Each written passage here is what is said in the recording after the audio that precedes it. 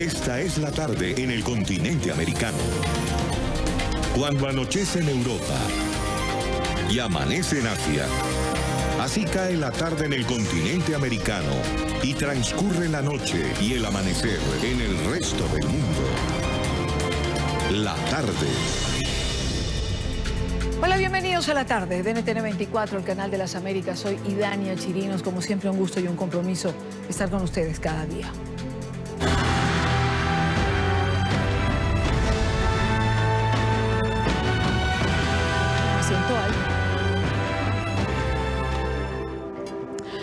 Florence, el huracán catalogado como monstruoso por las propias autoridades. Así luce el ojo de la tormenta, visto a través de una cámara de la Estación Espacial Internacional. Captó el fenómeno mientras cruzaba el Atlántico con vientos de 209 kilómetros por hora.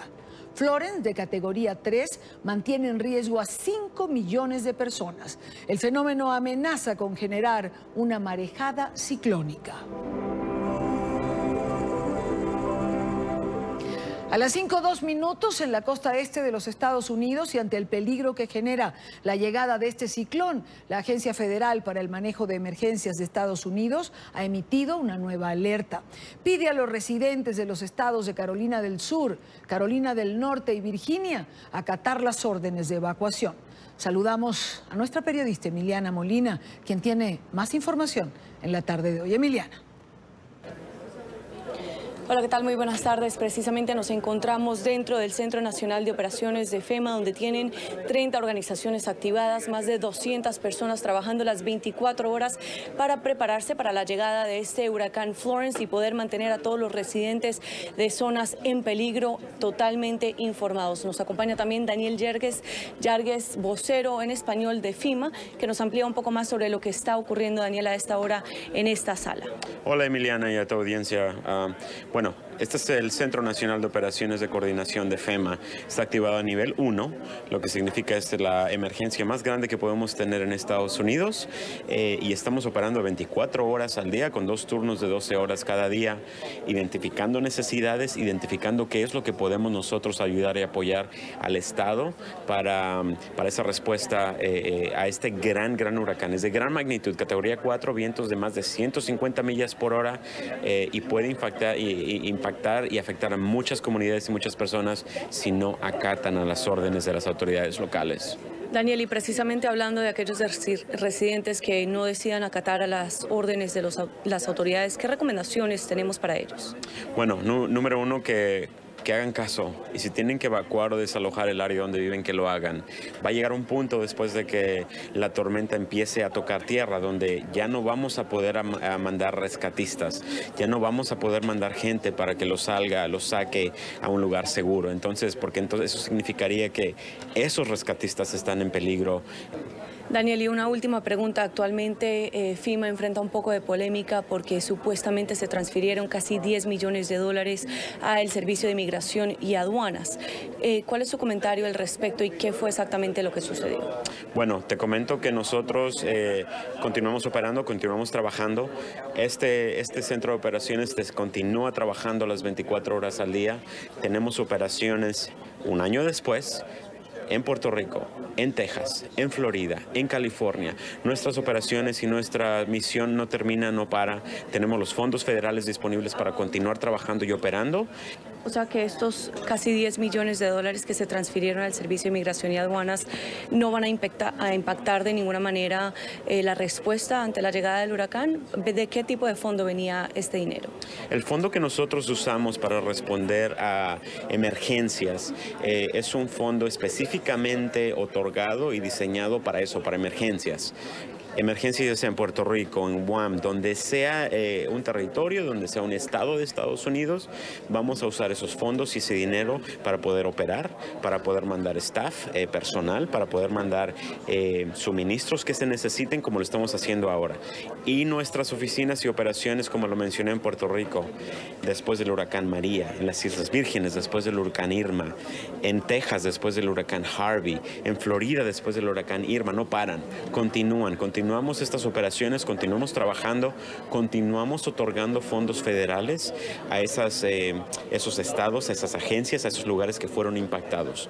Nuestro trabajo no para y continúa apoyando a las autoridades locales y estatales. Aquí precisamente estamos viendo que continúan trabajando largas horas, ¿no? Y personas bastante dedicadas a esta causa, pero eso no responde a la pregunta de qué fondos de FEMA vino este dinero para el Servicio de Migración y Aduanas, y esto es algo que suele suceder a menudo, o sea, entre agencias transfieren fondos para ayudarle a otra agencia en el gobierno. Mira, para responder tu pregunta necesitas contactar al Departamento de Seguridad Nacional del país, DHS. Ellos pueden responder esas preguntas que tú tienes. Lo que yo te puedo decir por parte de mi agencia de FEMA es que nosotros no paramos. Nosotros continuamos con las operaciones, continuamos apoyando, trabajando, como lo dijiste tú, 24 horas al día para poder tener esa respuesta que se necesite con los estados. Como lo hicimos el año pasado, lo vamos a hacer este año también. Muchísimas gracias, Daniel, por acompañarnos. Nosotros, por supuesto, continuamos con más y estaremos contactando también al Departamento de Seguridad Nacional en las próximas horas para intentar obtener información por parte de ellos. Emiliana Molina, regreso al Centro Internacional de Noticias. Gracias, Emiliana. Buena tarde para ti. Según pronósticos del Centro Nacional de Huracanes, la tormenta Florence podría estacionarse en las áreas en las que va a tocar tierra. El fenómeno se mantiene en categoría 3, con vientos de 215 kilómetros por hora. Su fuerza será sostenida. Quiero saludar en esta parte del programa a Ariel Rodríguez, él es meteorólogo de nuestra cadena aliada Telemundo 51 en Miami, en Florida. Oigamos lo que son sus explicaciones en relación a trayectoria y a este fenómeno. Ariel, bienvenido. Hola, ¿qué tal, Idania? Saludos a ti y a los televidentes de la tarde. Vamos a hablar de este potente huracán que era categoría 4, ahora mismo es categoría 3, pero esto podría estar cambiando. De hecho, todo indica que está atravesando varios ciclos de reestructuración en la pared del ojo, por eso no se ve tan concéntrico, tan redondito como en horas previas. Ha descendido a categoría 3, tiene vientos de 125 millas por hora, pero solamente subir a 130 millas por hora para una vez más alcanzar esa categoría 4. Se está moviendo hacia el noroeste a razón de 16 millas por hora y todo apunta a que sí va a continuar ganando fuerza antes de tocar tierra. Al momento, el anillo de vientos de huracán, que es lo que vemos acá en color rojo, se extiende unas 70 millas del centro, y el anillo de vientos de tormenta tropical, que son vientos entre 39 millas por hora y 73 millas por hora, se extiende hasta 175 millas de su centro.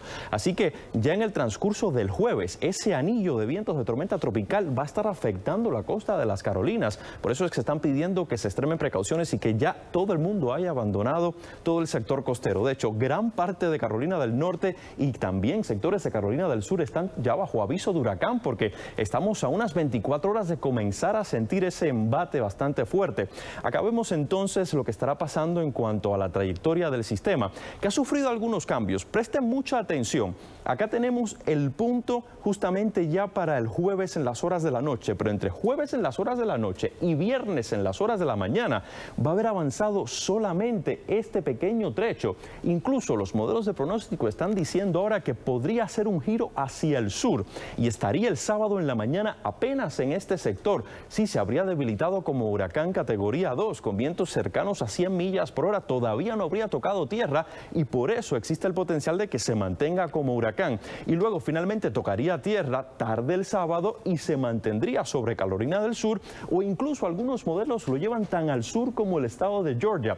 Todavía realmente no se sabe a ciencia cierta qué va a pasar una vez que llegue a este punto, así que cualquier punto entre Carolina del Norte y también el estado de Georgia es posible que vea el embate directo de ese ojo. En cuanto a los modelos y pronósticos de lluvia, son bastante intensas. Estamos esperando acumulados de hasta 35 pulgadas en algunos sectores, así que toda esta zona de Carolina del Norte, también Carolina del Sur, va a estar viendo elevado potencial de inundaciones y una marejada ciclónica, que es esa marea que arrastra el ciclón de hasta 13 pies. Una situación bien caótica que vamos a estar monitoreando acá justamente a través de las costas de nuestro país. Soy el meteorólogo Ariel Rodríguez de Telemundo 51. Regreso ahora a los estudios de la tarde. Gracias, Ariel. Muchísimas gracias por estar con nosotros. Muchísimas gracias por tus pronósticos. Como ven, aunque haya bajado, esto me llamó mucho la atención, ha bajado de categoría 4 a 3, pero la diferencia son solo Categoría 4 son 130 millas por hora y categoría 3 son 125 millas por hora. Cualquier cosa puede pasar en las próximas horas. Ahora bien, como lo mencionábamos, uno de los lugares que podría resultar seriamente afectado por este huracán, lo decía el propio Ariel, es Carolina del Norte, donde ya comenzaron las evacuaciones. Allí se encuentra Jorge Agobián, él es periodista de nuestra cadena aliada La Voz de América. Jorge, adelante. Carolina del Norte vive la calma antes de la tormenta por la llegada del huracán Florence a la costa este de Estados Unidos. Los encontramos en Carolina Beach, es la costa de Carolina del Norte. Nosotros hemos podido ver cómo la mayoría de los comercios están cerrados porque esta es una área de evacuación. Las autoridades han pedido a los trabajadores, a los empleados, a los empresarios y a todas las personas que viven en esta área a evacuar esta zona. Inclusive hasta las 8 de la noche estará abierto los puentes que conectan al resto de Carolina del Norte con Carolina Beach. También hemos visto, como pueden ver, a personas que todavía se arriesgan a estar en este lugar. Sin embargo, las autoridades han hecho un llamado a que no es momento de no tomar en serio este huracán que se aproxima en categoría número 3 a la costa este de Estados Unidos y que, según el último informe del Centro Nacional de Meteorología de Estados Unidos, se planea estar en esta zona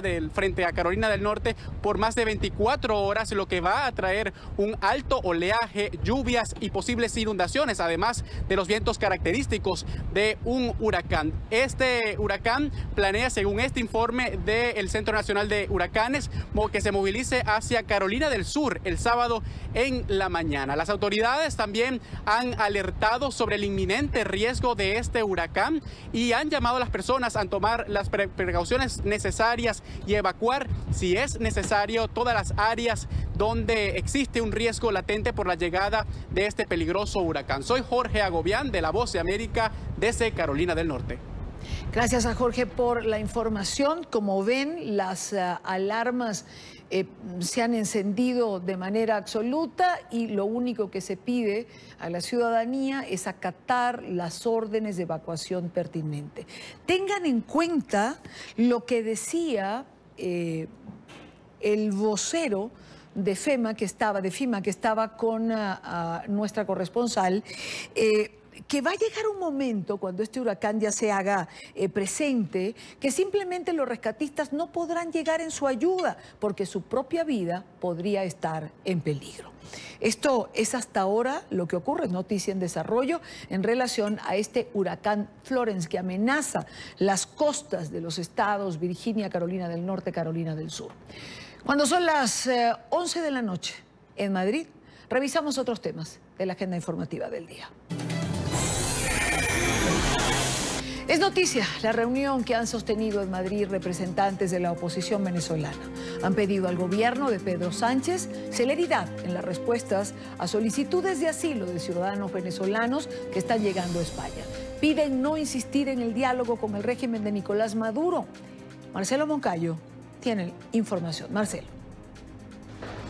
Hola, ¿qué tal? Saludos para ustedes en la tarde. Esta mañana, desde la Asociación de la Prensa de Madrid, representantes de la oposición venezolana lanzaron un llamado al gobierno del presidente Pedro Sánchez, pidiéndole solidaridad con los cientos de venezolanos que llegan a este país, que llegan a España, solicitando protección, asilo y refugio.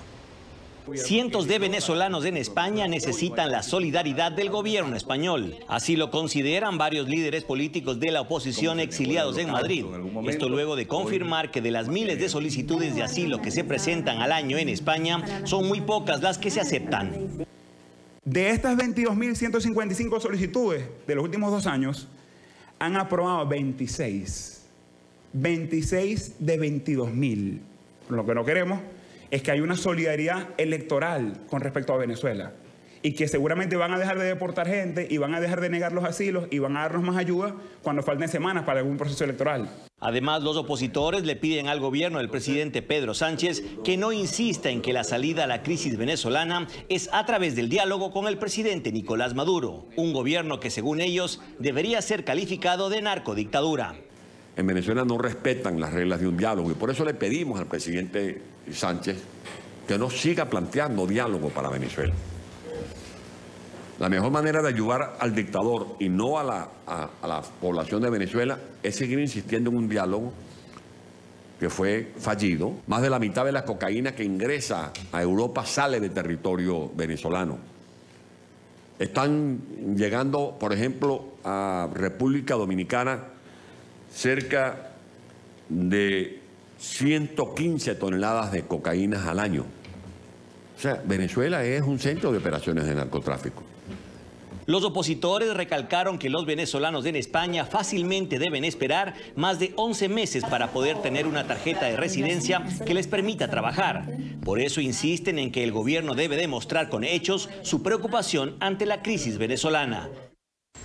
Televidentes de la tarde, además del alcalde metropolitano de Caracas, insistió en que en estos momentos se están cumpliendo todas las condiciones para que la comunidad internacional realice una intervención humanitaria en Venezuela. Este es el informe para la tarde. Marcelo Moncayo, NTN 24, Madrid. En noticia, el presidente de Argentina, Mauricio Macri, quien recibió el apoyo de la mayoría de los gobernadores del país para el presupuesto 2019, que habrá de discutirse en el Congreso. La nueva propuesta fue elaborada con un presupuesto de nuevos impuestos y gastos públicos recortados. Saludamos a Federico Juanto, quien tiene más información. Federico. Hola, ¿qué tal amigos de NTN 24? Y el presidente Mauricio Macri recibió a los gobernadores de la Argentina. Fueron en su mayoría a la reunión, una reunión importante que tenía conjunto con su gabinete en medio de esta crisis social y económica que está atravesando el país. El tema a discutir es el proyecto 2019 y en ese proyecto que quiere presentar antes de diciembre, el gobierno de Mauricio Macri recibió el total apoyo de los gobernadores, no solamente oficialistas, sino también de la oposición. El presidente Mauricio Macri recibió a los gobernadores y ministros de las provincias durante una reunión de casi 2 horas en la Casa Rosada para dar una clara señal de calma a los mercados y a los inversores extranjeros en función de cumplir con una de las metas centrales pautadas por el Fondo Monetario Internacional, que es alcanzar el año que viene un presupuesto que se acerque al déficit cero y que acompañe las políticas esgrimidas por el gobierno nacional para encauzar la economía de la Argentina. Yo lo definiría como una buena victoria política para el gobierno, un gobierno que pese a las expectativas iniciales ha resuelto en general mejor las situaciones políticas que las económicas.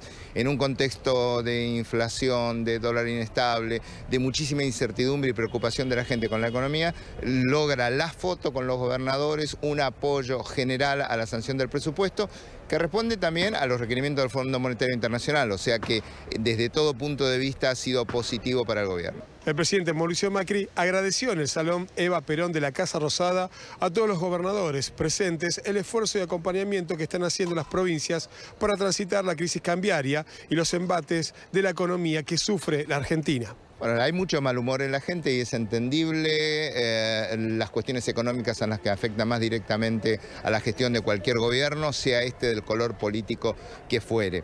Todavía creo que el efecto mayor de la situación económica negativa no ha llegado a la gente. Es cierto que hay sectores industriales perjudicados, pero ahí también hay que leer la otra parte. Hay sectores industriales y de exportación altamente beneficiados por la devaluación. Los fuertes sectores exportadores del agro e inclusive los que agregan algún valor terminal a sus productos se sienten mucho más competitivos. El apuro del presidente de que se pueda concretar este presupuesto 2019, este proyecto que va a presentar en el Congreso antes de diciembre, es para estar mejor posicionado en lo que va a suceder el año que viene, cuando haya elecciones presidenciales, y de alguna manera lo que busca el gobierno argentino es poder salir de esta crisis económica que está atravesando, que también va conjuntamente con una crisis social, sobre todo de los sectores más vulnerables. Desde Buenos Aires, esta es toda la información. Continuamos con ustedes en el Centro Internacional de Noticias. Hasta luego. Es noticia la jornada de violencia que se ha registrado en Chile. 4 policías heridos, 18 detenidos han dejado los disturbios registrados en varios puntos de Santiago durante las manifestaciones por el aniversario número 45 del golpe militar contra Salvador Allende. Juan Pablo Monsalve tiene más información. Juan Pablo. Hola, ¿qué tal televidentes del programa La Tarde de NTN 24? Pues una jornada muy agitada la que se vivió durante la madrugada de este miércoles acá en la capital chilena. Efectivamente, Carabineros de Chile debió ir a distintos puntos de la ciudad para retomar el orden público. Vamos a revisar las declaraciones que entregaron desde esta institución. Hoy día hasta el momento teníamos un resumen de 18 detenidos por diferentes delitos y desorden. Acá fue para mí el jefe de orden de seguridad, que ya estaríamos casi próximos a normalizar los servicios y haciendo el balance con años anteriores, claramente este año fue mucho más tranquilo que años anteriores. Dentro de los hechos más graves que se registraron fue el caso de un joven de 18 años identificado como Benjamín Parragués, que resultó herido de bala en medio de estos disturbios. Sus familiares manifestaron la preocupación por lo ocurrido. Mi hijo estaba en una actividad en un colegio, estaban jugando una final. Terminó la final y él se iba ya a su casa, venía de vuelta con otro amigo y sintió el pinchazo en su muslo, digamos en el fémur. Y luego eso él cayó al suelo y llamó a la mamá, que al parecer pensaba él que le había entrado un perdigón. Ahora estoy bastante molesto e indignado porque ya han pasado muchos años. Y la mayoría de estos individuos que hacen todas estas protestas son chiquillos nacidos en el año 90, 95, que no tienen ni la menor idea de lo que ocurrió. Y es que es usual que en Chile el 11 de septiembre pues efectivamente se registren estos actos de violencia. Consultamos precisamente a Arturo Contreras, experto en materia de seguridad. Valora lo que hizo Carabineros, también asegura que este 18 fue mucho menos violento, pero insiste en que deben haber protocolos más contundentes. Bueno, efectivamente hay una disminución del nivel de violencia entre este 11 de septiembre y lo que ha habido con anterioridad. Pero esa disminución no es ni mérito ni de unos ni de otros. La policía, la fuerza pública ha ido mejorando algunos protocolos de acción, pero no pasan de ser medidas tácticas. El problema estratégico no ha sido resuelto. Vale la pena recordar que la Policía de Investigaciones de Chile ya había adelantado una serie de allanamientos en estas zonas conflictivas con el objetivo de evitar que se registraran hechos de violencia durante estos actos. Esta es la información que podemos entregarles a esta hora desde Santiago de Chile. Continúen ustedes con más en el programa La Tarde de NTN 24. Es noticia el exalcalde de Sao Paulo, Fernando Haddad, quien será el sustituto de Luis Ignacio Lula da Silva en las elecciones presidenciales del próximo 7 de octubre.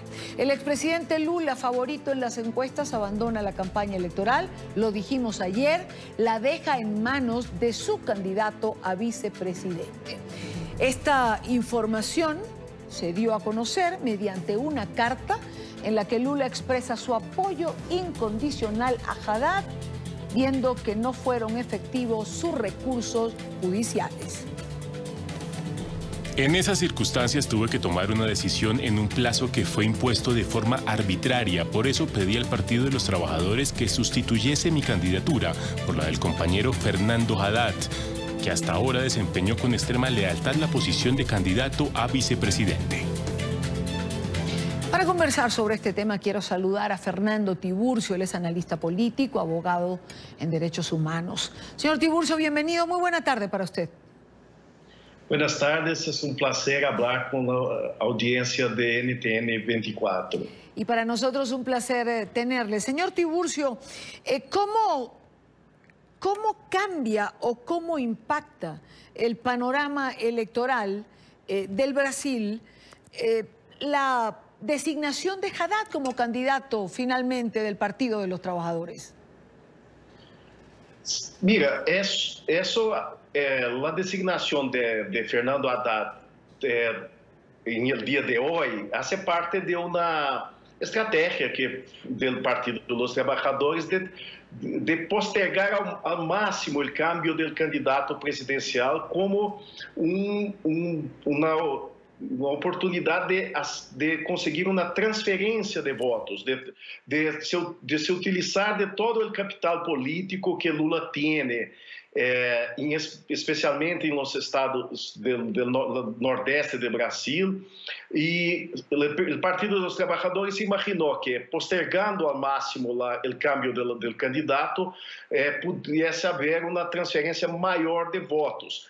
Parece que eso se está confirmando, porque las encuestas más recientes de ayer y anteayer, donde ya se prevía que el cambio fuese ahora, ya indican un crecimiento de la candidatura de Fernando Haddad. Claro, pero leía más temprano en la tarde, señor Tiburcio, que solamente el 4% de quienes siguen la candidatura de Lula da Silva estarían dispuestos, por lo menos de entrada, a transferir ese voto. Y esto nos lleva a que no siempre es transferible ese capital político. Es decir, la historia demuestra que no lo es.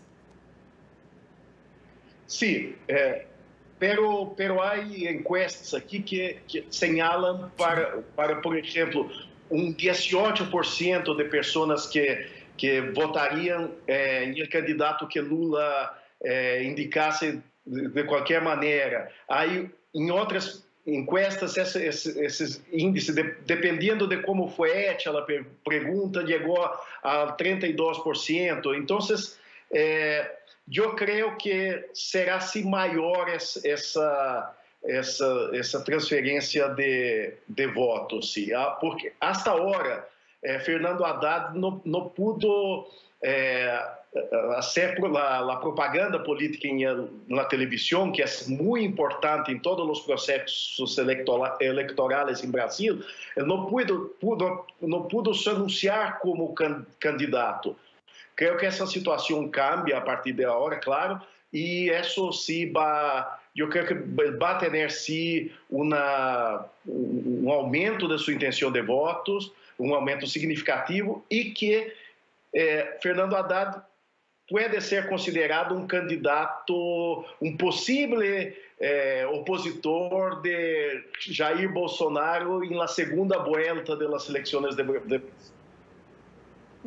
Ahora, señor Tiburcio, bueno, Bolsonaro a raíz del atentado subió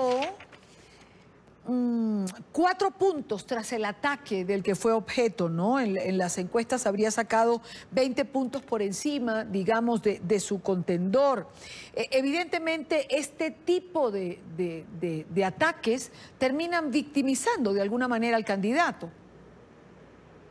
Sí, es verdad. Es interesante el fenómeno que está ocurriendo con Bolsonaro. Al mismo tiempo que su intención de votos na última encuesta que foi divulgada em Brasil saltou del 22% al 26%, também houve aumento em las sus taxas de rechazo. É interessante porque isso señala que também parece que o eleitor de Brasil não quer mais clima de radicalização, de polarização. Então, sim, houve processo de vitimização que pode ser benéfico para aumentar a intenção de voto de Bolsonaro, pero, por outro lado, se está notando em las encuestas, tanto essas encuestas principais dos principais institutos aqui em Brasil, como e também encuestas que são produzidas em ambiente mais privado por bancos, instituições financeiras, já se nota aumento de las taxas de rechazo, de reprovação de Jair Bolsonaro posterior ao ataque. Ahora, conversamos con Fernando Tiburcio, analista político, abogado, especialista en derechos humanos. Señor Tiburcio, ¿qué lectura le dan ustedes a este ataque a Bolsonaro? Es decir, ¿podemos esperar que en lo que queda de campaña pueda producirse nuevamente un acto de este tipo? ¿Qué exacerbó esta violencia? Mira, no creo que se va a producir un episodio. O próprio ministro da Seguridade Pública aqui em Brasil calificou esse evento como uma ação de lobo solitário. Então, não creio que seja possível ocorrer isso. Existe, sim, claro, ambiente de muita polarização em Brasil. Isso se vê desde... se agudizou muito no momento do processo de impeachment de Dilma Rousseff e esse ambiente de polarização aún não se frenou. Então, pero não se pode calificar esse ato como uma coisa partidária, aunque o perpetrador do ato tivesse uma filiação partidária, suas manifestações nas redes sociais dão nitidamente a impressão de que era uma pessoa que sofria de uma enfermidade mental ou teria problemas com o que se está constatando. Pues quiero agradecer estos minutos a Fernando Tiburcio. Gracias por estar en NTN 24. Muchas gracias. 5:37 minutos, hora costa este. Con 19 votos a favor, el Consejo Permanente de la Organización de Estados Americanos aprobó en la tarde de hoy una resolución sobre la situación de Nicaragua. El documento insta por primera vez de manera formal a los países a adoptar medidas coercitivas para presionar al gobierno de Ortega a restablecer el Estado de Derecho y la protección de los derechos humanos en el país. Gustavo Alegrec, nuestro director periodístico en los Estados Unidos, tiene un reporte. Gustavo, buena tarde para ti, bienvenido. Y Dania, televidentes, muy buenas tardes. Sí, la cuestión de Nicaragua ha vuelto hoy al Consejo Permanente, una sesión que se ha convocado exclusivamente para analizar esa situación que pasa el país centroamericano. Y es que los embajadores, una gran mayoría de embajadores, están preocupados representando a esos países de América Latina por lo que acontece en el país. Esa resolución incluye elementos que ya habíamos visto en anteriores, como la petición y la insistencia de que haya un diálogo de buena fe y que el gobierno ponga las condiciones para que se restablezca ese diálogo nacional que estaba suspendido y está suspendido desde hace un par de meses por las profundas diferencias que hay entre la oposición, los obispos y el gobierno de Daniel Ortega.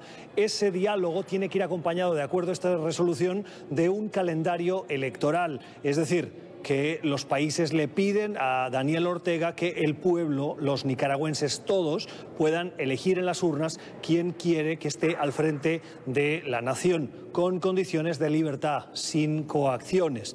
Y finalmente hay un punto que nos ha llamado poderosamente la atención, y lo mencionabas ahora, y es el de abrir la puerta a medidas coercitivas. El texto es diplomático, pero abre la puerta a sanciones.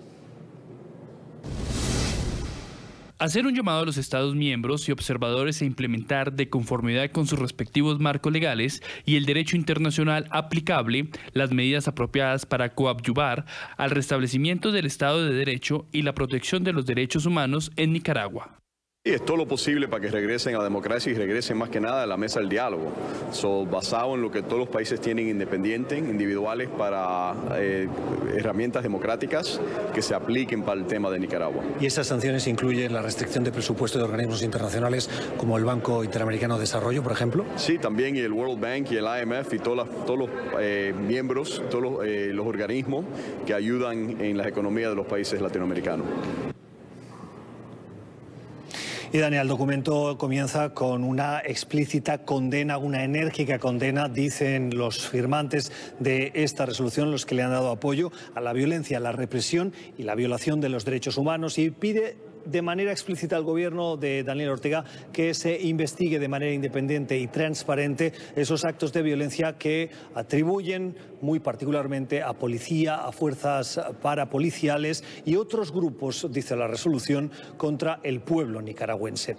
El representante alterno de Nicaragua ha tomado la palabra para defender la paz. Dice que sí, que Nicaragua quiere paz, pero al mismo tiempo acusa a un sector, dice, de la derecha radical de Estados Unidos de estar detrás de algunos intentos de desestabilizar al gobierno de Daniel Ortega. Nicaragua seguirá trabajando con esmero y dedicación hacia el pleno restablecimiento de la seguridad en un clima de paz, de convivencia, armonía y reconciliación de la familia nicaragüense, que han sido y son valiosos baluartes del pueblo nicaragüense, que estamos dispuestos a preservar y que han pretendido destruir los grupos golpistas con sus acciones terroristas, asesinatos, secuestros, incendios, torturas, la destrucción y la quema de edificios públicos, entre otras acciones. Lo anterior reveló la existencia de una planificación y organización de grupos extremistas de oposición bajo la supervisión y financiación de un sector extremista del gobierno de los Estados Unidos, cuyo objetivo era y es y sigue siendo la remoción del gobierno legítimamente electo en Nicaragua, lo que denunciamos en este Consejo Permanente. La resolución tuvo los votos en contra, además de Nicaragua, por supuesto, de los gobiernos, de las delegaciones de Venezuela, de Bolivia y también de San Vicente y las Granadinas. Hubo 9 abstenciones y 2 ausencias. Con esto, los 19 votos a favor de esta resolución dieron por zanjado el debate y sacaron adelante este documento que vuelve a poner más presión sobre el gobierno de Daniel Ortega. Y Dania. Gracias, Gustavo. Gracias por la información. Gustavo Alegret en la sede de la Organización de Estados Americanos. Continuamos con más en la tarde, cuando son las 4:42 en Quito. En Nicaragua, porque es el tema que nos ocupa, de eso nos hablaba Gustavo Alegret, de la resolución del día de hoy. Pero en Nicaragua son muchas las historias de represión y de persecución. Una de ellas, el caso de un oficial asesinado en el mes de julio. La madre del oficial, Faber Antonio López Vivas, denunció que el joven de 23 años habría sido asesinado por la misma Policía Nacional. En esta parte del programa quiero saludar a Fátima Vivas, madre de este joven policía que fue asesinado. Señora Fátima, gracias por atendernos, gracias por estar en NTN 24. Muy buenas tardes. Gracias por haberme dado este espacio en tu canal para llevar la voz de todos los nicaragüenses al mundo entero. Elevo mi voz y esta voz es una, pero es la voz de todo Nicaragua. Esta voz es la voz de todos los estudiantes, de todo el pueblo reprimido, de todo el pueblo que le han callado sus voces de diferentes formas.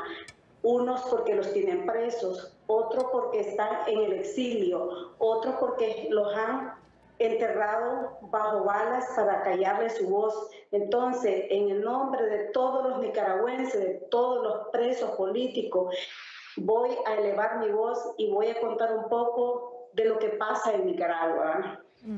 Ahora, comencemos dentro de lo que pasa en Nicaragua, señora Fátima. ¿Qué pasó con su hijo? ¿Por qué se sostiene que lo mató la propia policía?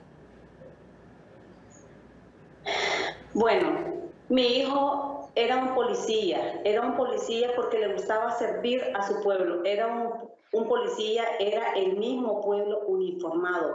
Eso debería de ser la policía, no una policía asesina como la que tenemos actualmente, que está bajo el régimen de Daniel Ortega, de que solo sirve para cumplir órdenes a Daniel Ortega y no para defender la defensa de los ciudadanos, porque el trabajo de los policías es velar por la seguridad de los ciudadanos, pero en este caso la policía solo vela por la seguridad de un terrorista, de un asesino y de toda su familia.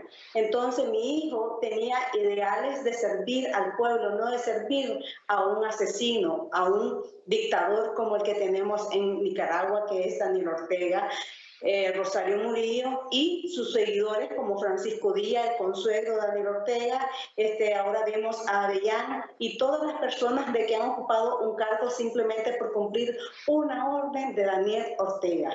No son más que unos títeres de Daniel Ortega, no son personas profesionales, sino que son un monigote, de que como no tienen ninguna profesión, la profesión que tienen es solamente cumplir las maldades de Daniel Ortega para que calle la voz de los ciudadanos que estamos marginados, que estamos exigiendo justicia, libertad y democracia, elecciones justas y transparentes en nuestra Nicaragua. Mi hijo era un policía, ¿verdad? Él ingresó en el año 2014 a la policía por una necesidad, porque en Nicaragua hay tanta crisis económica, que aunque Daniel Ortega quiera decir de que no hay crisis económica, pues quiero contarte que sí, yo tengo 3 años de estar desempleada, y si hubiera no hubiese crisis económica, yo tuviera un empleo. Al ganar las primeras elecciones, Daniel Ortega en el 2007, fui una de sus primeras despedidas por no ser política. Mi política había sido siempre trabajar, porque si yo no trabajaba no comía, y como yo no cumplía la orden de Daniel Ortega y sus seguidores, entonces fui despedida. Al ver la necesidad de un empleo, mi hijo se fue a las filas de la policía. Ingresó en Nueva Guinea, luego lo mandaron a la academia en el 2016 a un curso. Saliendo del curso regresa a Nueva Guinea nuevamente, y cuando él me contaba, yo le decía, usted tiene que ser un policía que vele por los nicaragüenses, que cuide a los nicaragüenses y que no sea como los policías corruptos que se van a las calles a imponer una multa a los conductores porque lo único que quieren es sacarle dinero. Les inventan multa porque, o sea, habían tantas inconsistencias y corrupciones en la policía. Entonces yo le hacía esos señalamientos para que él fuera un policía de valor. Luego salió de la academia y regresa a la Guinea. Luego de que esté en la Guinea, el mismo año 2016 lo mandan, ¿verdad? Luego de ya tenía años, en el 2016 que regresa del curso, se queda en Nueva Guinea. Luego en el 2017 lo mandan a un curso a Managua de las Brigadas Especiales de Antimotines. Sale del curso, de ese curso que era un curso de muerte terrible, porque tengo los videos de todas las clases que recibía mi hijo y eran terribles las clases porque él me decía, estoy allí porque ya me metí a eso, para que no digan que soy un cobarde, que soy un pendejo, por eso me quedo, pero este curso de 60 solo quedamos 20. Luego salió del curso y lo mandan al municipio del Rama. Estando en el Rama, ¿verdad? Ahí pues se quedó trabajando como la Brigada Especial de Antimotines. En el municipio del Rama trabaja una oficial de nombre Edith Valle. Entonces, bueno, luego está en el Rama ubicado, él tiene su compañera de vida, Lady Fernanda Cruz, vive en mi casa, ¿verdad? Él cada vez que salía del Rama viajaba a Santo Tomás porque esa era su casa. Luego en el 2018 lo envían a Managua nuevamente a otro curso por ver la excelencia, responsabilidad de mi hijo, pero no era porque la policía se lo había enseñado, sino porque eran los valores que yo le había enseñado. Entonces lo mandan por esa gran responsabilidad, ese trabajo digno que él hacía, entonces lo mandan al curso de técnica canina a Managua. Cuando inician las protestas del 19 de abril, mi hijo está en Managua. Entonces vienen y lo sacan del curso y lo mandan a reprimir al pueblo. Cada vez que él salía de pase o de permiso, sus días libres, llegaba a la casa y en una de las ocasiones que tuvo nada más una salida durante la protesta, llegó a la casa y comenzó a decirme todas las cosas que pasaban, más las anteriores que siempre me comentaba cada vez que iba a una misión. Me decía que la policía cuando quería hacerle daño a una persona le ponía droga, le inventaban delitos, le inventaban cargos que no existían y que él estaba en contra de todas esas situaciones, que él eso no le parecía, que él le gustaba ser policía, ¿y él pide pero tampoco la baja? ser un policía que no cumpliera con lo que establecía el reglamento de la policía. Claro, señora Fátima, pero ¿todas estas circunstancias lo llevan a él a pedir la baja?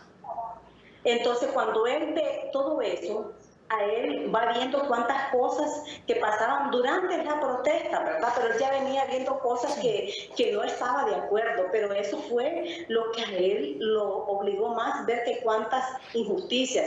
Su esposa estaba embarazada y yo le decía, hijo, saliste de la policía, no te vas a morir de hambre porque tenés tu esposa, tú no eres casado, tu compañera embarazada, no esperes que tu niña nazca sin un padre, no sabemos qué puede pasar, esto está terrible.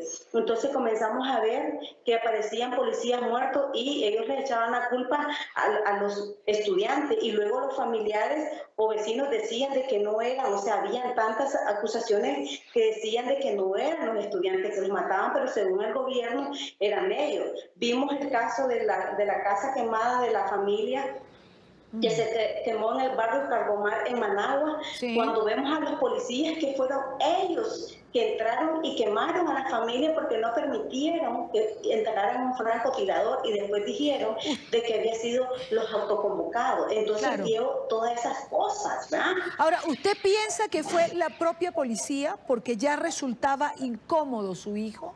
Dentro, sí, sobre exactamente, ya lo voy a decir por qué es la policía. Luego de todo eso, yo viajaba a San Carlos, Río San Juan. Cuando yo vengo de San Carlos, en el municipio de Santo Tomás, en Loro, ¿verdad?, que está fuera de Santo Tomás, que le corresponde a Chontales, había un tranque, los famosos tranques que decían la barricada.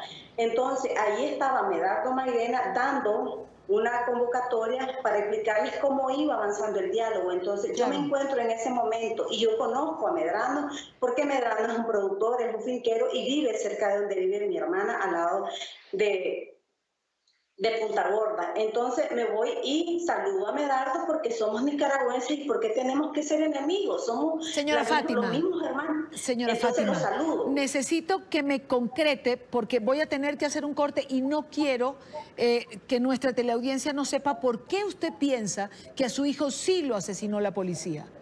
Porque cuando yo estoy en Novago, me toma alguien una foto con Medrano, con el líder campesino, y luego aparece esa foto en las redes sociales, y mi hijo me llama y me dice, madre, esa foto me está causando problemas, borrarla, y le digo, yo no he subido ninguna foto, no puedo borrar algo que no he subido, es que ahí está una foto con Medrano, y me están señalando por esa foto. Eso fue como el 30 de la última semana de mayo del 2018. Ok, ¿y cuando matan a su hijo, es decir, cuál es el reporte oficial? Bueno, cuando matan a mi hijo, en primer lugar, nunca me avisaron que mi hijo estaba muerto. Nunca recibí una llamada. Me negaron la muerte de mi hijo. Me dijeron que mi hijo estaba vivo cuando llamé y que solo tenía un impacto de bala. Entonces, tanto misterios, tantas cosas que me ocultaron, entonces, ¿qué puedo pensar? Porque si yo soy su madre, era la primera que tenía que saber que mi hijo estaba muerto. La policía de Nueva Guinea sabía que estaba muerto, la policía de Huigalpa sabía que estaba muerto, la policía de Rama sabía que estaba muerto, mas sin embargo yo llamaba y nadie me daba una respuesta. Yo me di cuenta por las redes sociales a las 2 de la tarde que miré en la página Somos Policía que mi hijo estaba muerto, y llamé a todos los policías y nadie contestaba y nadie me daba explicación. Como a las 2:30, 3 recibí una llamada de Managua porque yo estaba de llamar a la línea del 118 de la policía para que me dieran razón de mi hijo y me dijeron, ahí le van a llamar. Posteriormente, como a las 3:30 me llamó alguien de Managua de un número privado y me dijo, ¿usted es la mamá de Faber? Sí, soy. ¿Cómo está mi hijo? No, él está bien, está con un impacto de bala en la pierna, pero está bien. Entonces, ¿pero dónde se lo llevamos? Pues me lo llevan a mi casa porque yo vivo en Santo Tomás. No, ahí no se lo podemos llevar porque están los tranques, a mí no me interesan, los tranques no son un obstáculo para que mi hijo llegue a la casa. Okay. Entonces, no me dijeron que él estaba muerto. ¿Cuántos días o cuánto tiempo después se lo entregaron? Él murió, según el Instituto de Medicina Legal, mi hijo muere entre las 5 y las 6 de la mañana y a mí me lo entregan el día lunes hasta como a las 10 de la mañana. Y esto porque yo me moví, porque yo usé mis propios medios para llegar a Managua el domingo. A las 10 de la noche llegué a Managua.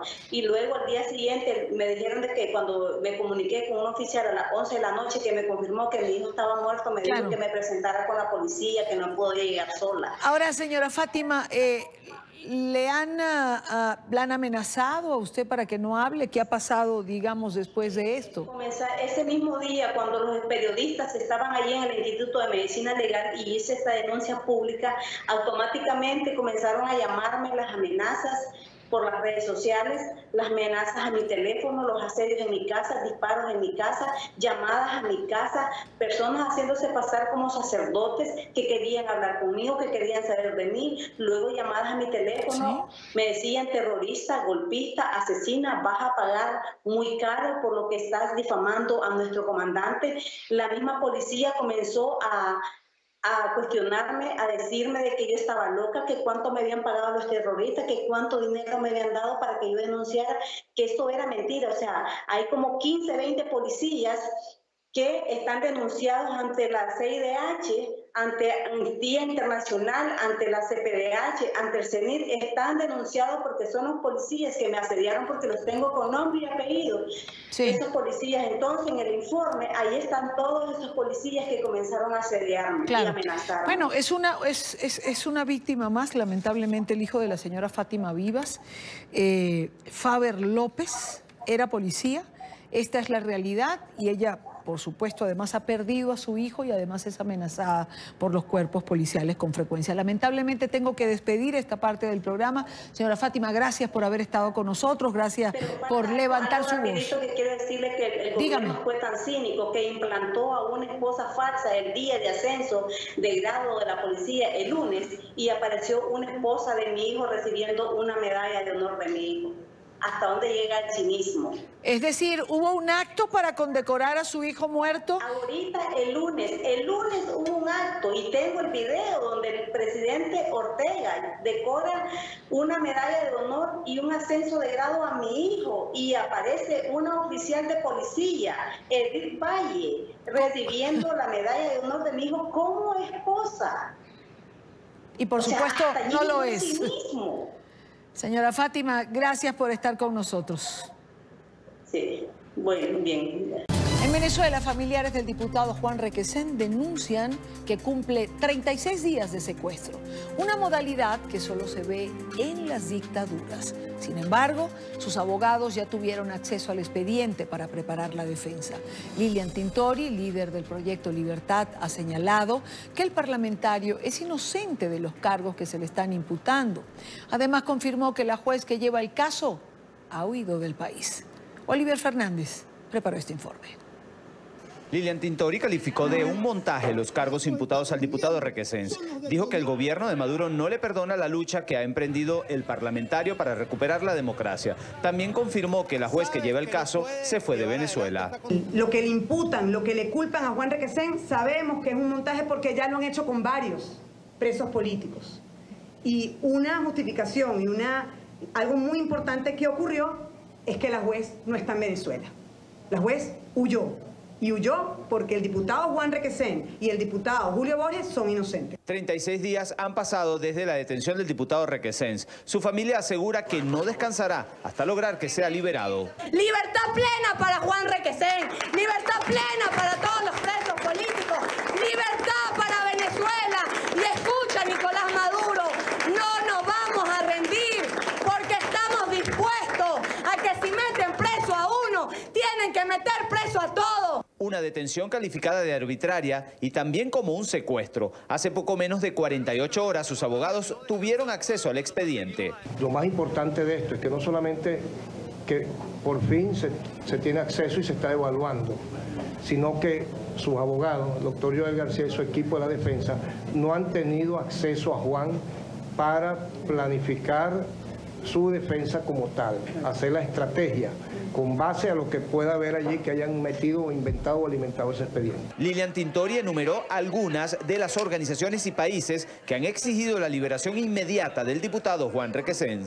La Asamblea Nacional, Ministerio de Relaciones Exteriores de Brasil, el Senado de Colombia, el Parlamento Europeo, la Unión Europea, la Cancillería de Chile, el Grupo de Lima, Grupo Parlamentario del PSOE, la Cancillería de Perú y el Reino Unido ha pedido la libertad de Juan Requesén ante el Consejo de Seguridad de la ONU. A pesar que la Asamblea Nacional se encuentra en receso parlamentario, no se descarta que en los próximos días convoquen a una gran movilización para exigir no solo la liberación del diputado Juan Requesén, sino de todos los presos políticos. Es la información que manejamos desde Caracas. Continúen con más de la tarde de NTN 24. Gracias a Oliver por la información. Son las 6:11 minutos en Caracas, Venezuela. Quiero saludar a Juan Guillermo Requesén. Él es el padre del diputado y preso político Juan Requesén. Bienvenido, gracias por acompañarnos. Buenas tardes, gracias Idania por la oportunidad que das para informar pues a la opinión pública nacional e internacional de la situación que rodea a Juan, al hijo mío.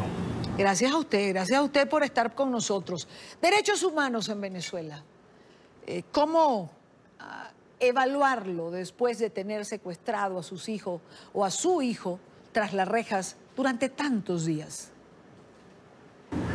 Bueno, mira, esto ha sido una violación sistemática de los derechos humanos en este país, con este régimen, no solamente con Juan, sino desde que se instaló, donde se viola el derecho a la vida, el derecho a tener un acceso a las medicinas, a un servicio de salud excelente, donde hay violación de los derechos humanos para expresarse públicamente, donde se está coartada la libertad del pensamiento y la libertad de ustedes de transmitir una información veraz y precisa, así como los atropellos a que son sometidos los ciudadanos día a día. Por ejemplo, con esto de las bolsas CLAP, que son un chantaje vulgar del gobierno. Y cayendo en la materia de Juan, con este tipo de secuestro, detenciones forzosas, con detenciones que rayan todo lo ilegal. sin ningún tipo de órdenes de aprehensión y violación de la inmunidad parlamentaria del artículo 200. Y la violación sigue porque todavía no hemos tenido acceso, su familia, a él, después de 36 días de secuestro político. Tampoco sus abogados les han permitido la entrada del helicoide para su asistencia legal. Si no, la familia no lo ha podido ver, tampoco los abogados. ¿En qué condiciones se encuentra Juan? Es decir, ¿cómo enterarse de en qué condiciones está su hijo? No sabemos nada. Yo estoy preocupado como padre y como médico, lo he dicho. Exijo la visita de él, no solamente de su madre, su hermana, y yo como padre y como médico, pues yo necesito evaluar en qué condiciones físicas y psicológicas está mi hijo. Estoy exigiendo al gobierno que eso es un derecho que tiene todo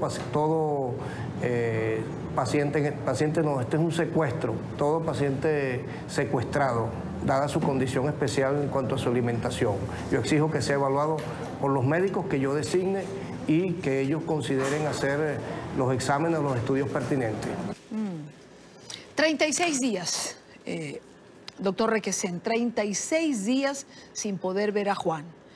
Se dice fácil, ¿no? Se dice rápido, pero ¿cómo va la defensa a enfrentar un juicio sin poder asistirlo o sin poder tener contacto con él, mejor dicho, debido al aislamiento en el cual se le mantiene?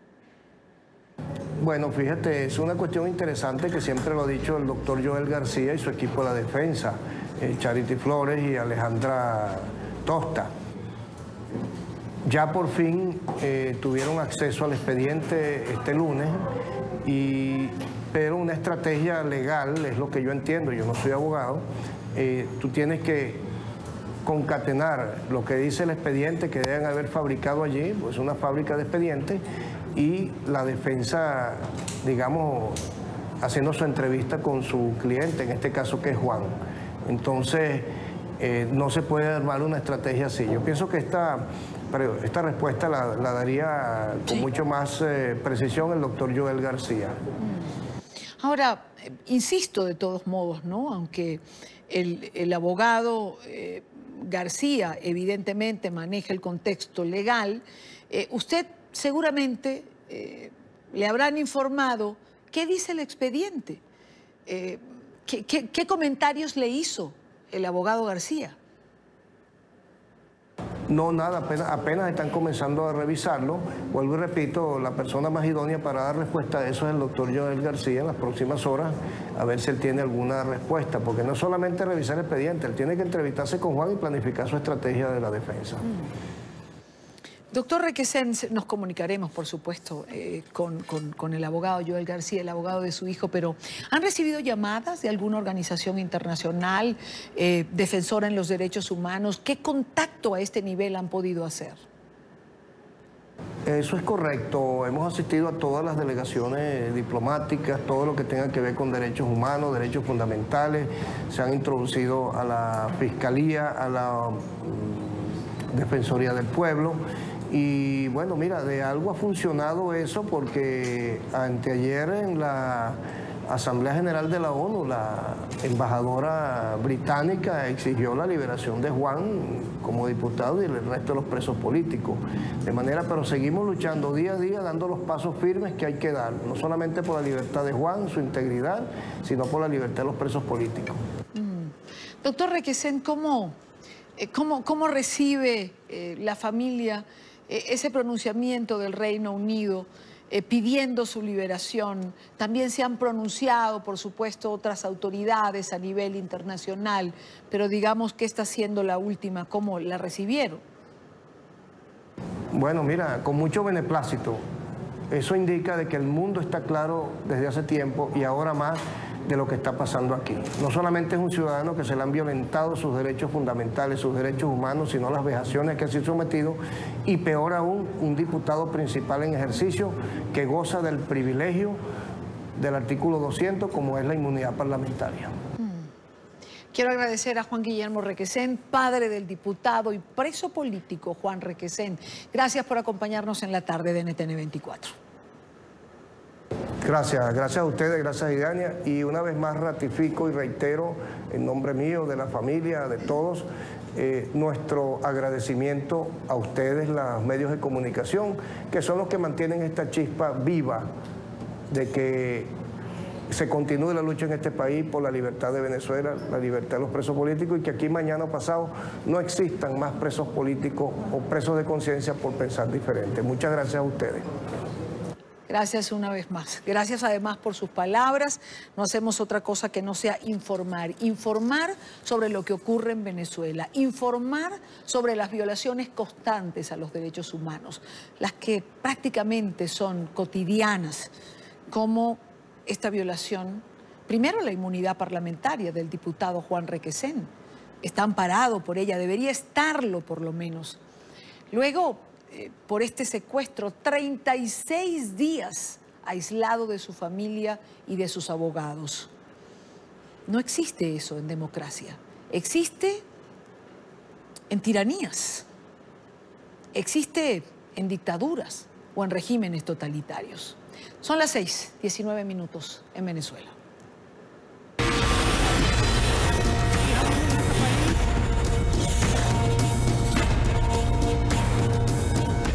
Seguimos con más historias del éxodo de venezolanos. Hoy les presentamos la historia de Giovanni y su bebé, que refleja el drama de los caminantes.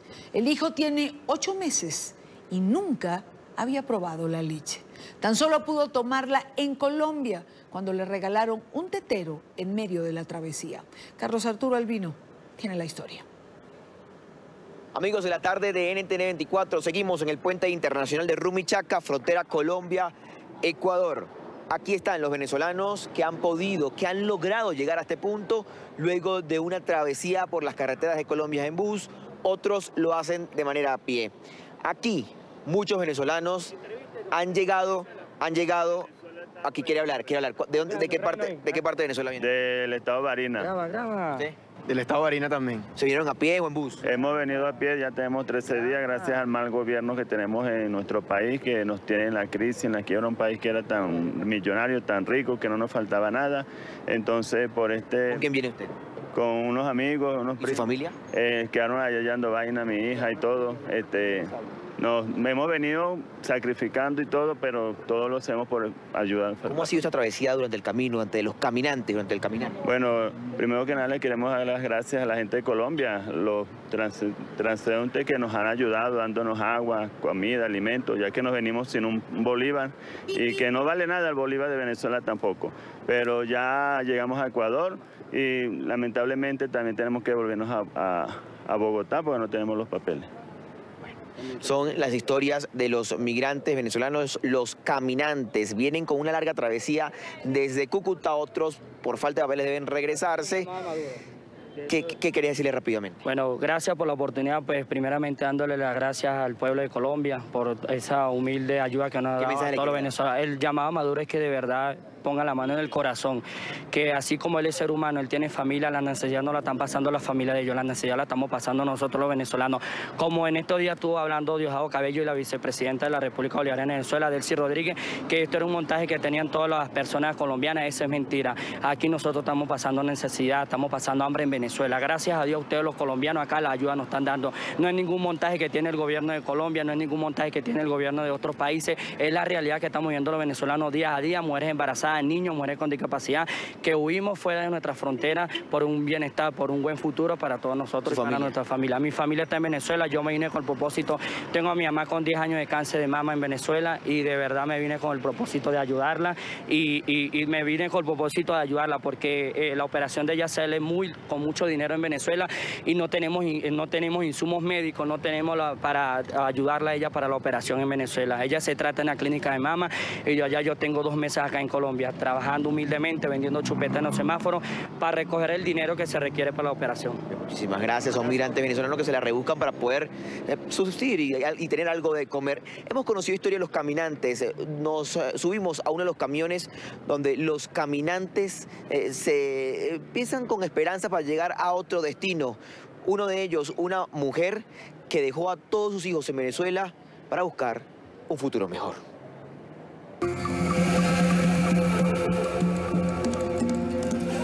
como ser humano me duele todo esto, me duele todo.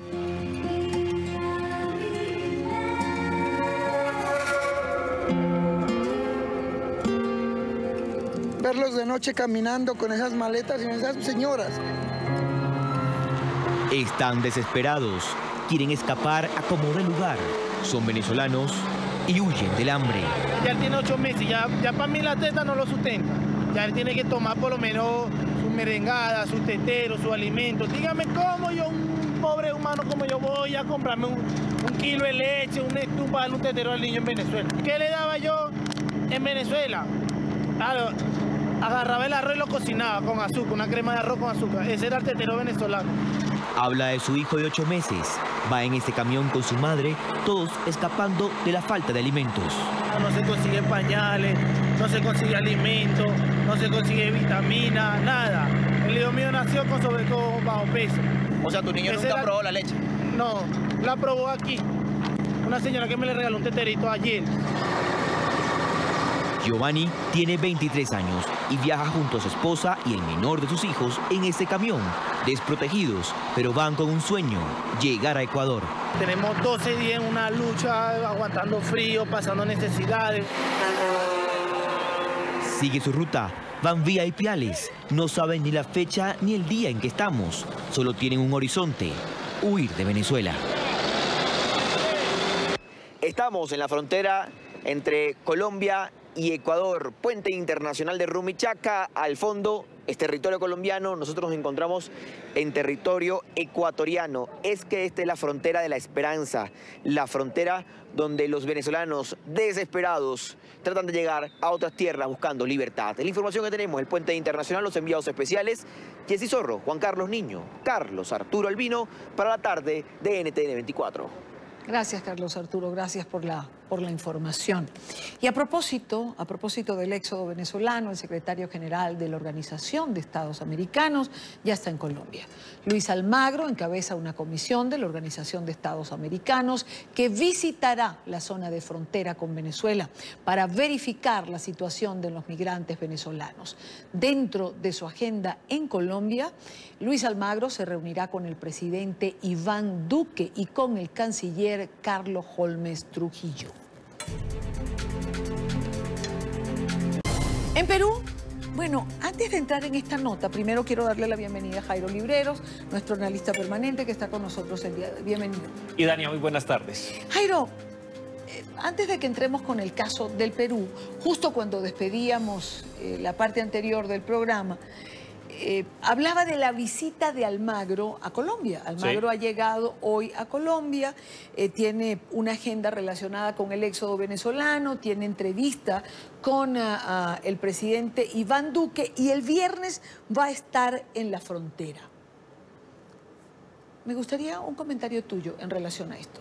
Y Dania, hay dos temas que me parecen fundamentales de la visita. La primera de ellas gira en torno, sin lugar a dudas, a la importancia y de manera particular al impulso que el secretario Almagro le ha dado al interior de la Organización de Estados Americanos a tener una capacidad económica, pero también en materia de política pública, de integrar los esfuerzos de toda América Latina, no solamente de los países que comparten frontera con Venezuela, desde el punto de vista de la necesidad de apoyar los esfuerzos nacionales que muchos países adelantan para garantizar mejores condiciones, mejor trato y de manera particular una situación de vida lo más favorable posible a un número muy importante de venezolanos que por cuenta de la dictadura de Miraflores se ven en la necesidad de abandonar su país. Ahí hay un mensaje muy importante, pensamiento colectivo, trabajo mancomunado, buscar tres temas que son vitales y así lo ha dicho en diferentes intervenciones y lo dijo antes de empezar este viaje por Colombia. El primero de ellos es que hay que evitar a toda costa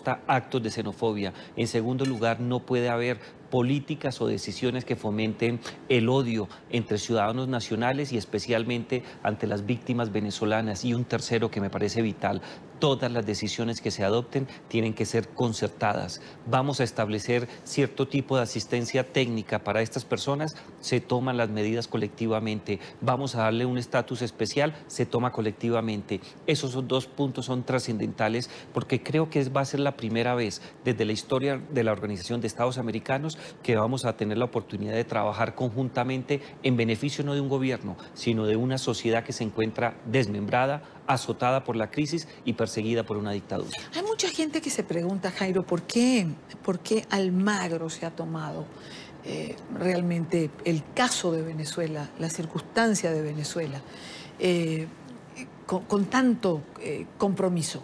Aún a riesgo de su propio capital político. Yo creo que hay dos elementos. El primero de ellos es su historia de vida. Hay que tener en cuenta que Almagro, uruguayo, hace parte de una generación que le tocó padecer de manera personal la crisis de lo que se denominó en su momento las dictaduras de la seguridad nacional, esa ideología que se creó en cierta medida con el auspicio de muchos países sudamericanos, pero que tiene una inspiración en Estados Unidos por cuenta de la lucha contra un enemigo interno que, si bien se materializaba en grupos guerrilleros de carácter urbano, realmente estaba representada en un sentimiento de inconformidad con las dictaduras militares, con la falta de capacidad que tenían los estados. Y en el caso de Uruguay fue muy difícil. Allá hubo un ejército insurgente muy fuerte, los Tupamaros, que fueron vencidos casi militarmente, se llevaron por encima su apoyo social, y yo creo que ese recuerdo de vida y la afectación que sufrió su familia lo impulsa a tener una visión totalmente asertiva de protección a la sociedad frente a las dictaduras. Yo creo que él busca evitar, en esta segunda oportunidad que le da la vida, que muchas personas sufran las consecuencias pavorosas de vivir bajo un régimen dictatorial. ¿Cambió Luis Almagro la OEA? ¿Le cambió el rostro? ¿Le cambió el sentido? ¿Ha logrado darle la fuerza que muchos reclamaban de este organismo? Sin lugar a dudas, yo creo que desde el nacimiento de la Organización de Estados Americanos a finales de la década de los 40 del siglo pasado, con la llegada de un expresidente colombiano, Alberto Lleras Camargo exactamente, y con el paso de los años yo creo que cada uno de los directores dejó sembrada una semilla muy importante. Tengo mis dudas frente al anterior director, que fue un chileno, pero yo creo que Insulza, pero yo creo que este secretario general no solamente transforma la cara de la Organización de Estados Americanos, sino que logró sembrar una semilla que es vital en los procesos de integración que América Latina nunca ha tenido, la semilla de la solidaridad, de apoyar al más afectado, pero no gobiernos, pensando en la sociedad. Si uno mira las anteriores decisiones adoptadas por la Organización de Estados Americanos, la nota característica es el apoyo a los gobiernos de turno. En este caso no se apoya al gobierno de turno, primero porque es una dictadura, y en segundo lugar porque todo el esfuerzo gira en torno de proteger a la sociedad y recuperar la democracia. Nunca había pasado. En Perú condenaron a cadena perpetua al jefe, a la cabeza de Sendero Luminoso, Abimael Guzmán, y a otros exintegrantes de esa organización criminal. Fueron encontrados culpables de un atentado con carro bomba en Lima, en el que murieron 25 personas en 1992. Los miembros del denominado Buró Político del Sendero Luminoso tendrán cárcel de por vida, y los que gozaban de arresto domiciliario, como Osman Morote Barrio Nuevo y Margot Liendo Gil, retornarán a prisión.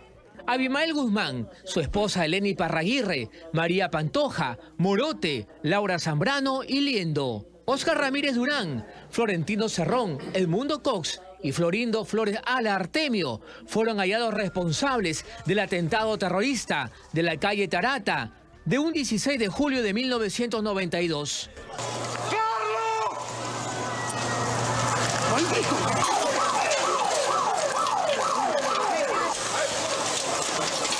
Aquella trágica noche donde explotó un coche bomba con más de 350 kilos de dinamita.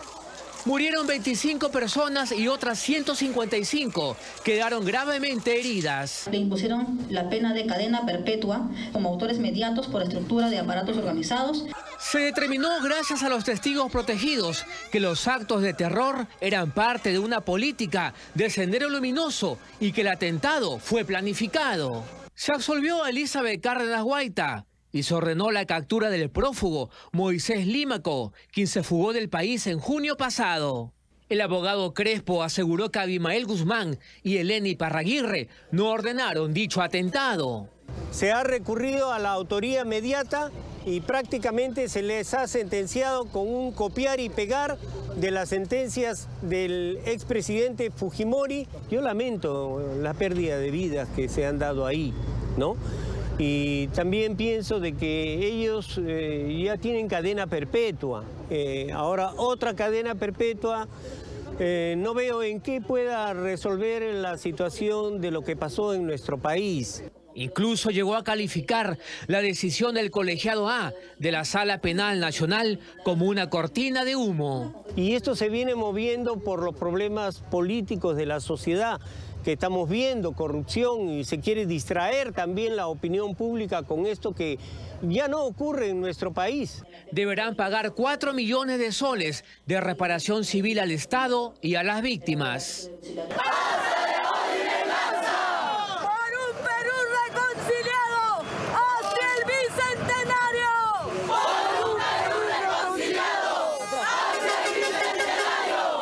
El bus con los sentenciados a cadena perpetua por terrorismo se retiró de la base naval del Callao, en medio de la arenga de los familiares de los presos.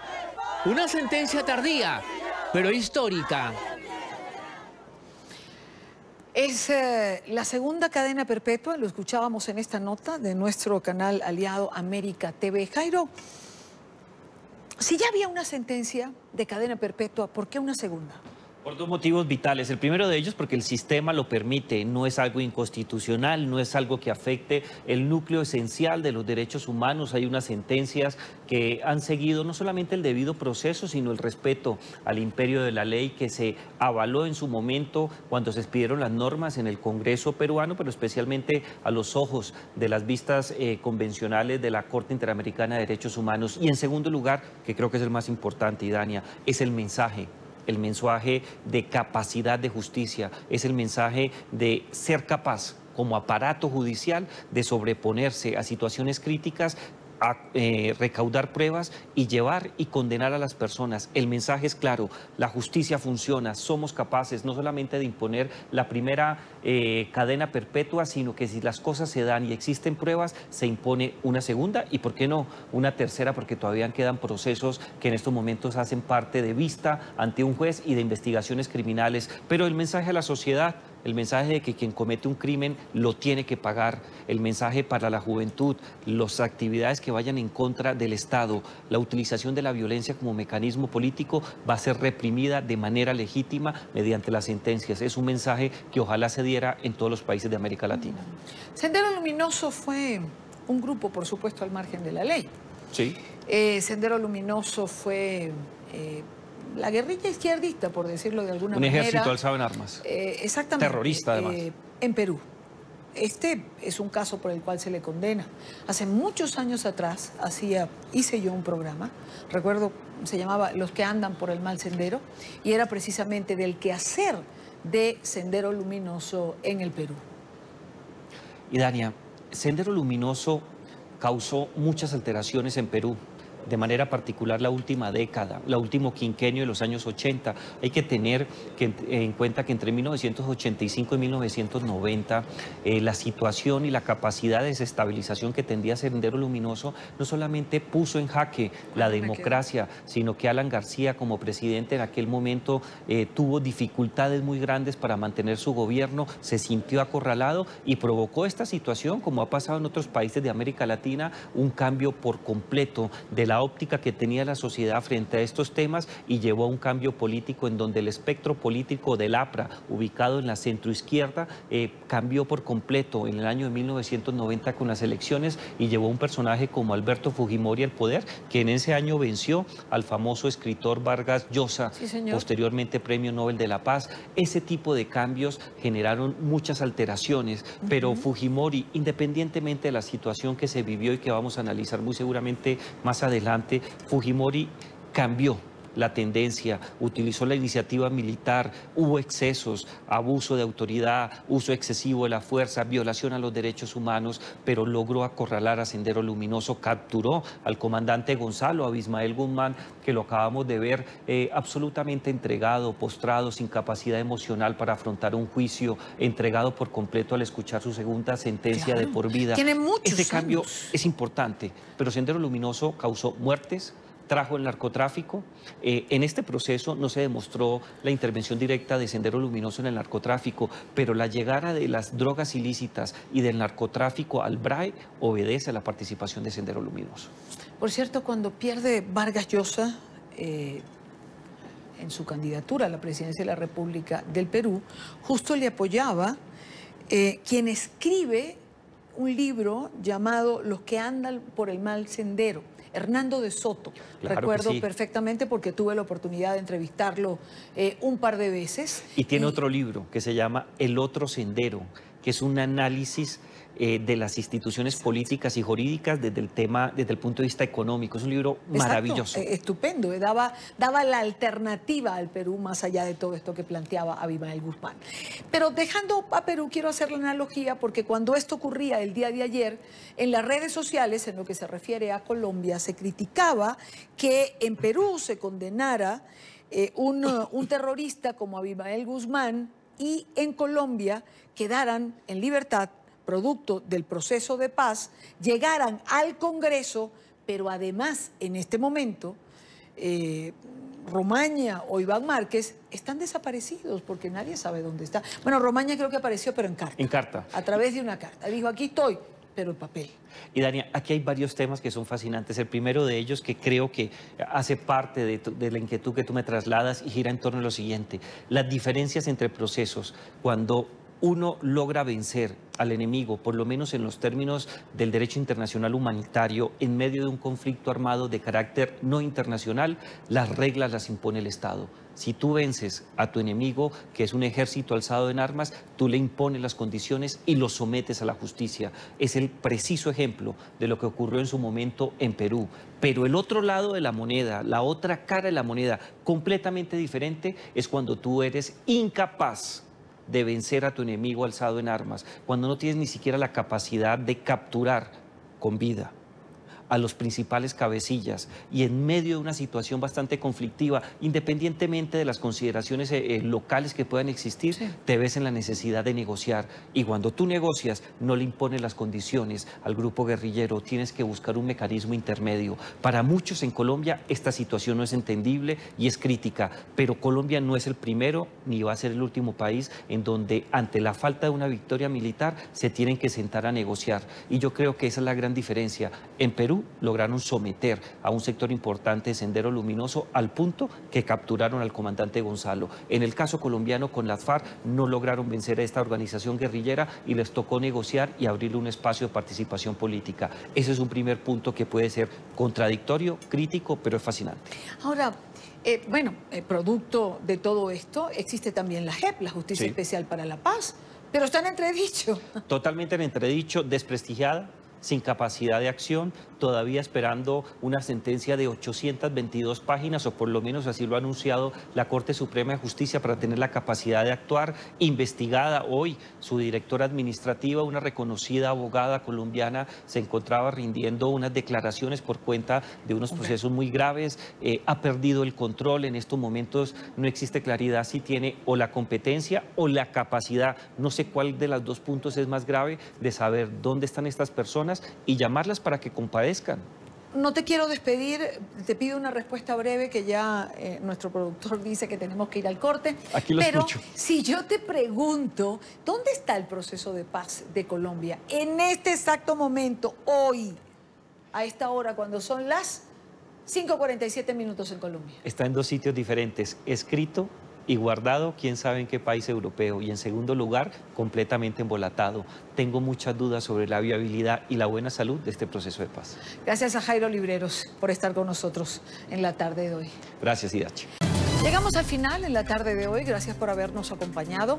Les dejo nuestras cuentas de Twitter en pantalla con información en tiempo real. Les dejo mi cuenta personal. Leo siempre sus comentarios.